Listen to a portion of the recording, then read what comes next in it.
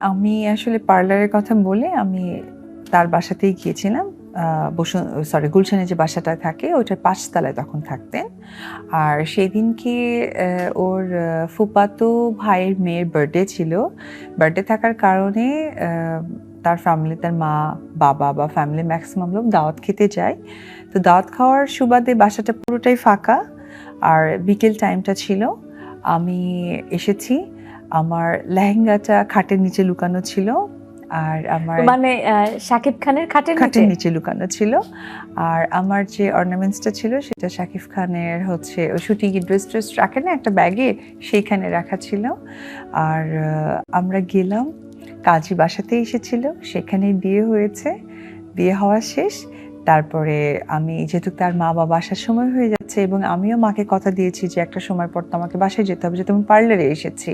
So বিকালের দিকে আমি আবার বিকাল মানে সন্ধ্যার সময় আমি চলে আসি বাসায়।